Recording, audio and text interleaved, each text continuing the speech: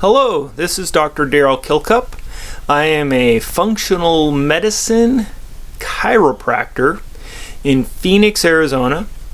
Today I want to talk to you about Lyme disease. Lyme disease is something that I never anticipated needing to diagnose or treat because I live in Phoenix, Arizona, where it is very rare. Well, several things have changed. One is I now treat patients from across the country in places where Lyme is very common.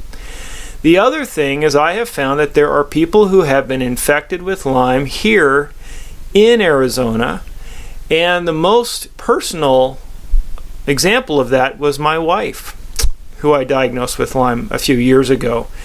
So it's a condition that I've been seeing more and more of, and I want to share with you today some of the important things in this subject, because it may be something you or your family members, loved ones, might be dealing with.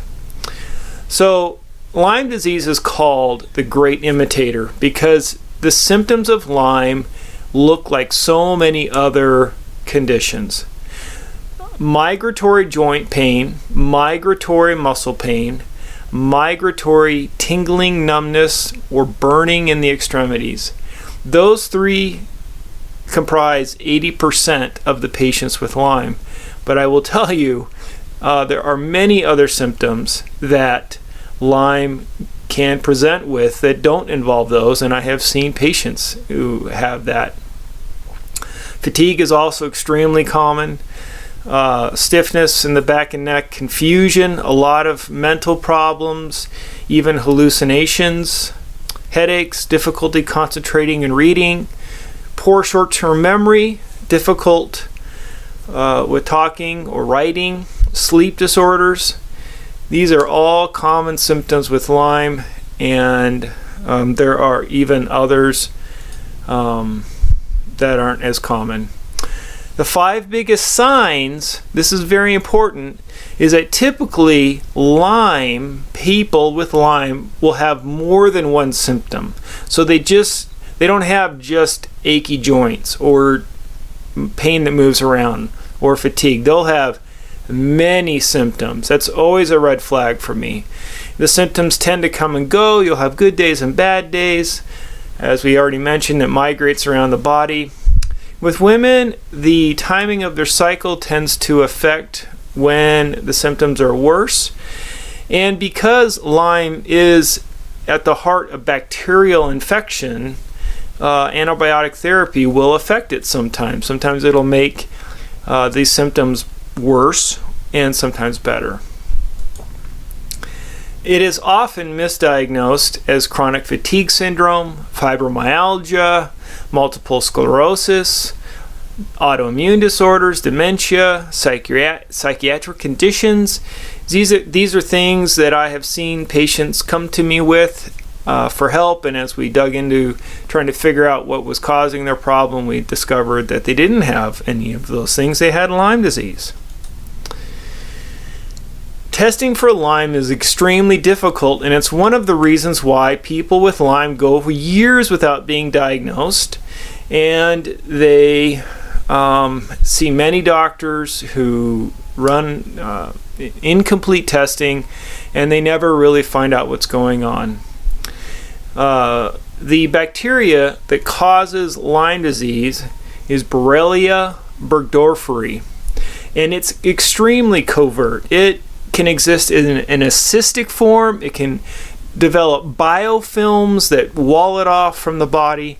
It can make testing for it very difficult. Standard labs like LabCorp or Quest miss most cases with Lyme. They can catch it, and they will occasionally, but many people with this infection will not be diagnosed with standard testing.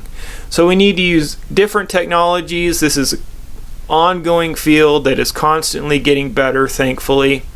And there is a Lyme questionnaire that I have on my website that you can diagnose Lyme with in some patients in which testing is not helpful. The other issue that I want to bring up is that there are other bacteria that can cause Lyme-like illnesses that are transmitted similarly to Borrelia, but but again, it makes the testing difficult, because if we're looking for the Borrelia burgdorferi and it's a co-infection that isn't this one, it may not show up. So testing can be tough, and it is a challenge. And unless a doctor is really skilled with that, they will be unable to figure it out. Treatment for Lyme is a big deal. Doctors who treat infections, treat Lyme disease like an infection, can make someone extremely sick for many reasons. Because this infection is so difficult to get at, many antibiotics don't touch it, so they do nothing for the actual infection of Lyme, but they will make a patient extremely sick. They'll wreck them with the medications. The other thing I have found is that many times people who have been sick for years with Lyme disease have become sick in many other areas. I've seen heavy metal toxins, thyroid dysfunction, adrenal dysfunction, hormone imbalances, nutrient deficiencies, intestinal dysfunction, toxic emotions, other viral infections on top of the Lyme disease, and mold, people who are very sensitive to mold. Any one of these or a combination of these can be a problem with Lyme, and if you do not get the patient healthy, you will not get them well. So treatment with Lyme is something that really needs to be handled by someone who knows what they're doing and will get the patient healthy. That's really important. If you suspect that you might have Lyme or a loved one who might have Lyme, you need to get help from a Lyme literate functional medicine doctor. They're going to know what tests to run. They're going to know what questions to ask.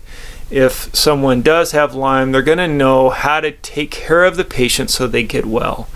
I would love to help you. You can reach me at my website.